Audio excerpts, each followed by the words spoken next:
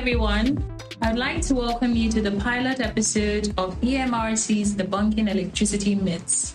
My name is Aisia Titi, and with me here today are Emmanuel Okwedi and Dozie Nwoha. Today, we're going to be debunking the myth that power supply is supposed to be higher during the rainy season.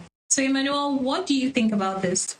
Well, I find this topic very interesting, or this myth, I should say, because it never occurred to me that would be the case or that people would feel that way. Because in my experience, I find that during the rainy season or when rain is falling, my power supply gets worse. Mostly, I find that once the rain starts falling, the light rips off, and then in some situations, maybe there's a fault, and then for a couple of days even, there might be no power supply. So I find this myth very interesting. But I think it's also important for us to understand the way power supply works in Nigeria. I mean, it's understanding for people to have the idea because there's this idea that Nigeria has a lot of hydropower plants, and because a portion of our power supply comes from hydropower plants, and that means that in the rainy season when there's more water, then power should be more. And granted, the way hydropower plants work is the more water that is being supplied, the more power that is also being generated. But we're sorry to say that myth is just not true. The myth is just a myth.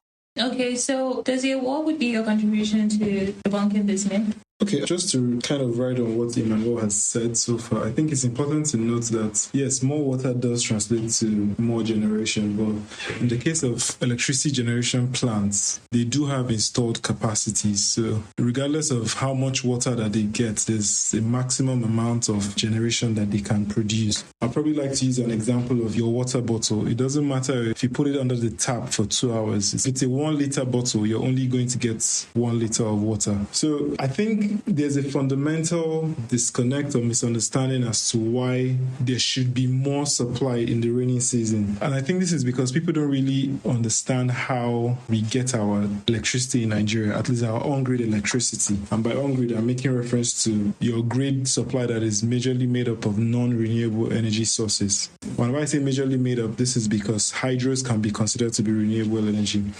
So what happens here is we have about 26 power plants in Nigeria, of which only 3 of those power plants are hydros. And those 3 power plants contribute to less than 30% of the total electricity being generated for the grid. So we need to understand that regardless of how much water supply is made available, there's only so much electricity that can be generated from those plants. So I think it's just important to note that it's a myth. The fact that there's more rain doesn't necessarily translate to more supply. And also, if those plants are having some sort of issues at that point, their supplies will still be short, regardless of whether the water is available or not. So I just think if we go the route of understanding how we get our electricity from the grid and who is generating the electricity and what makes up that bucket, it would help us really have a better understanding of why the supply may not necessarily be better in the rainy season. Okay, so moving a little away from the myth we're debunking, we've established that the rainy season doesn't necessarily mean that power supply increases. However, I have noticed that during the rainy season, power supply is especially poor. So what would you say are the reasons for situations like this, Dozie? Okay, so during the rainy season, yes, power supply sometimes tends to be poor, and this is due to the network of distribution companies, or discos as we call them. So there's also another perception that during rainy season, disco staff go and turn off the feeders that supply electricity to our houses, but that's really not what happens. So what happens is sometimes, because of the heavy rainfall, it causes faults on the feeders, and those faults lead to outages. So that's why sometimes if you notice, when it's raining and your light goes off, it most times comes back after the rain is done, depending on the extent of the fault or damage that has happened. So what I'm trying to say is, if for instance it's a minor fault that happened and your feeder got tripped off, once the rain is done, your power supply gets restored. But if the extent of the damage caused by that fault due to the rain was really severe, then you could have outages for longer periods of time, because most times those faults have to be cleared, and by cleared I mean they have to be fixed. So if it's a smaller fault, it would take lesser time to fix it and your power supply is restored faster. If the fault is really severe, what you find is it may take a longer time. So it's not really in anybody's control to kind of determine how these faults happen. And we should also remember that largely in Nigeria, most of the distribution network today is overground, not underground. So basically they can be affected by natural causes, wind, rain, and things like that.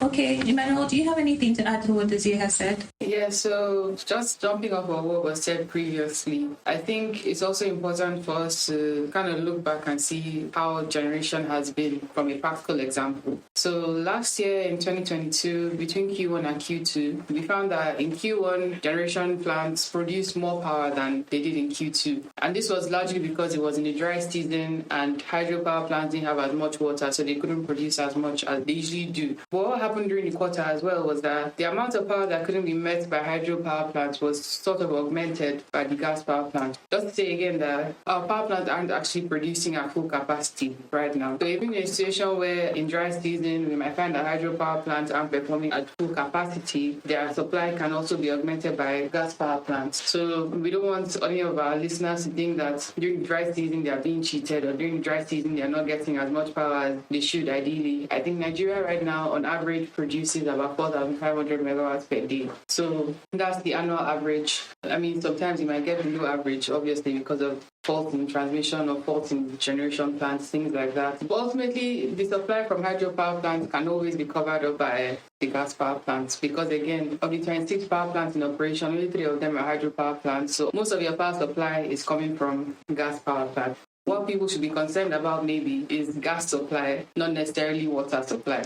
Thank you very much. So we've successfully been able to debunk the myth that power supply should increase during the rainy season for reasons such as the fact that we have generation capacity caps and only about 3 of our generation plants are actually hydro plants.